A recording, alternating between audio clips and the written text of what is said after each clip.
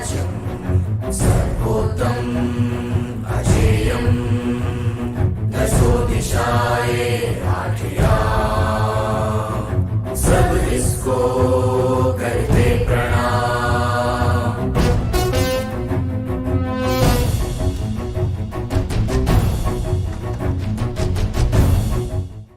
अस्वच्छतेचं साम्राज्य स्वच्छतेतून समृद्धीकडे जाणारं असं स्वप्न बघणारं गाव कुठं आहे बघा.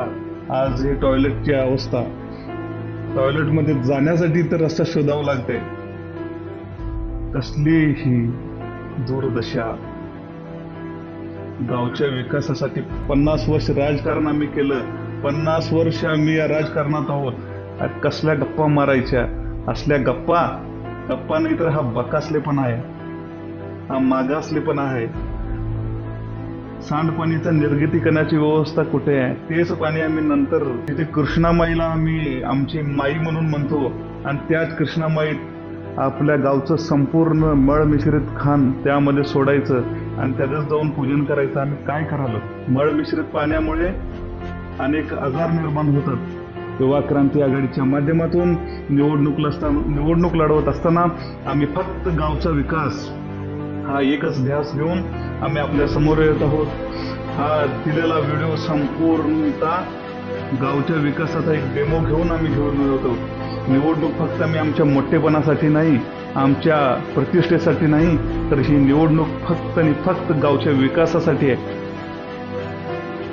हा एक गावचा पानंद रस्ता, जेथे जाण्यासाठी बैलगाडीचा उपयोग होत होता, परंतु आज पावसाळा नसल्यामुळे इथे सायकल आणि मोटरसायकलचा उपयोग होतो. परंतु हाच रस्ता पावसाळ्यात माणसाला पाय ठेवायला सुद्धा येत नाही, अशा भग्नावस्थेत असणारा हा रस्ता.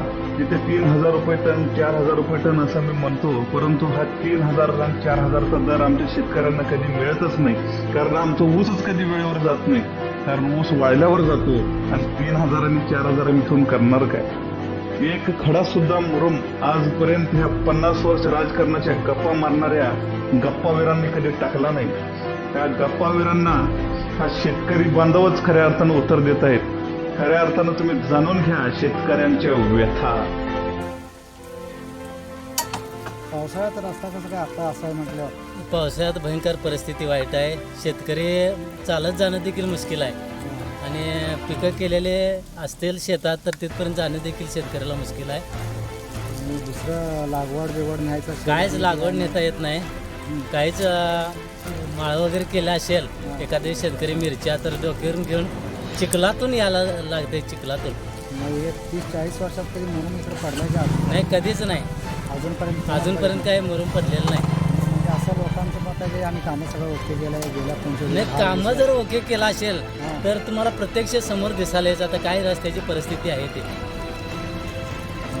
कामं बिमं काय झालेलंच नाही, कामं झालेलं नाही.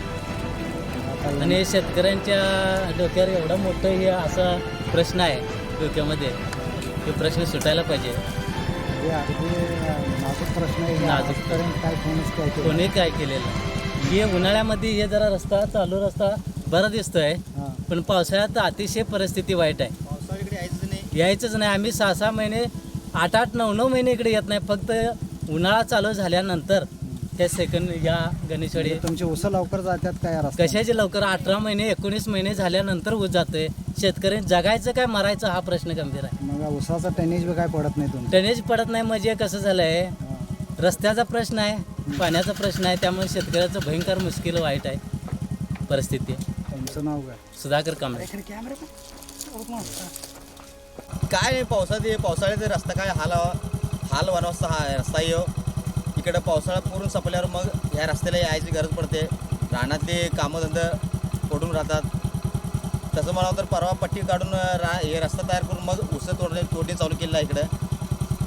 पावसाळ्यात रस्ता बिस्ता व्यवस्थित असतंय का इकडं तुमच्याकडे? नाही. हां, नाही. म्हणजे पावसाळ्यात जात असताना कसं जाता मग? गाडीतनं जायची पाळी येत्या हां, आणि परत वैरण डोक्यावर घेऊन यायला लागतंय.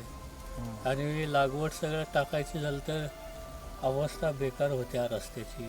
लागवड टाकण्याची व्यवस्था होत नाही. दुसरी पिकं केलं तर पावसाळ्यात आणता येते का? हा नाही. आणि गेल्या 5 वर्षात मी इकडे कोण बघितलं का रस्ता बिस्ता केला? कोणच आलं नाही. मग आता ह्या येणाऱ्या इलेक्शनमध्ये कुणाला देणार? कोणाला म्हणजे कोण आम्हाला सहकारची भूमिका करतो त्या व्यक्तीला आम्ही निवडून आणणार आहे. हा एक गावातील ब्लॉक वॉर्ड मास्टर प्लॅन म्हणून आमच्या गावचा विकासाचा डेमो म्हणून सांगितलं जातं. कारण ह्या ब्लॉक वॉर्डमध्ये पूर्णतः रस्ते एका मेन रस्त्याला जोडतात आणि हा मेन रस्ता त्या मेन रस्त्याची अवस्था झालेली आहे चालण्यासाठी. ग्रामीण भारत हा सक्षमपणे उभे राहावं असं जर वाटत असेल तर ग्रामीण भागाला जोडणारी जी जीवनवाहिनी आहे ती जीवनवाहिनी म्हणून रस्त्याला गणलं जाते. ती रस्त्यांची झालेली भग्नावस्था आहे आणि विकासाचे फक्त गप्पा. मराठी शाळा जिल्हा परिषदेच्या माध्यमातून शिकणारी पोरं, गोरगरीब सामान्यांची पोरं, जिथे खऱ्या अर्थानं एक माणूस चरित्रवान माणूस घडावा, चरित्रवान शिक्षण व्हावं, समाजाला एक वेगळी दिशा देणारं शिक्षण व्हावं अशी शाळा. मात्र ह्या राजकारण्यांच्या दुर्लक्षामुळे झालेले बकासपणा यातून जाणवतो. कोणत्याही प्रकारचा सोयी सुविधा नाही, शाळेला व्यवस्थित क्रीडांगण नाही, शाळेच्या त्या क्रीडांगणाच्या आवारात झालेला हा कचरा कुंडीचा कचरामय कचरा डेपो म्हणावा लागेल. असे आज आम्ही आमच्या माध्यमातून शाळेचं डिजिटल करण्याचं जे स्वप्न दाखवलं ते स्वप्न नाही तर परिपूर्ण स्वप्न करणारे हे जे व्हिडिओ, परिपूर्ण ग्राउंड कसं असावं ह्याचा हा व्हिडिओ. विठ्ठल मंदिर ज्या महाराष्ट्राचे आराध्य दैवत, जिथे लोक पायी 300-300 किलोमीटर जातात, तीच आमच्या गावातील असं विठ्ठल मंदिर जे विठोबाचं दर्शन घेण्यासाठी आसुरलेले पाय 300 किलोमीटर चालतात, तेच दैवत आज भकासपणामुळे जिथे झाडे उटकली, जिथं काय विठ्ठल मंदिर नावाला नाही तर झाडखंडीचं साम्राज्य निर्माण झालं. अशा त्या विठ्ठल मंदिरला परिपूर्ण भाविकांचं श्रद्धास्थान बनवण्यासाठी युवा क्रांती आघाडीच्या माध्यमातून आम्ही त्या भक्तांचं पारणं फेडणारं असं मंदिर उभं करण्याचं स्वप्न आम्ही आमच्या वचननाम्यात देत आहोत. असं असेल आमच्या गावचं विठ्ठल मंदिर. दरवर्षी मोहरम सणामध्ये जे ते सर्व धर्मीयांचे श्रद्धास्थान म्हणून गणलं जातं, असे मक्तबखाना जीर्णोद्धारच्या प्रतीक्षेत वाट पाहत आहे ते गावच्या भक्तांचं, जे ते दूर दूर भक्त त्या दर्शनासाठी येतात. हजारो भक्त तिथे उभारतात. तेच बकासपणांचं एक मॉडेल बनलं. त्याला आम्ही त्या भक्तिमय वातावरणाचं एक वेगळं परिपूर्ण उंची गाठवण्यासाठी युवा क्रांती आघाडीच्या माध्यमातून प्रयत्न करणार.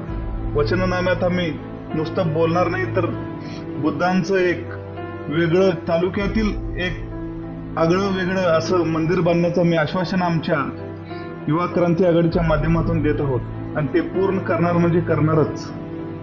कितीतरी लोक 10 वर्षापासून प्रतीक्षा करत आहेत की आज पाणी आम्हाला फिल्टरचं मिळेल, उद्या मिळेल, परवा मिळेल.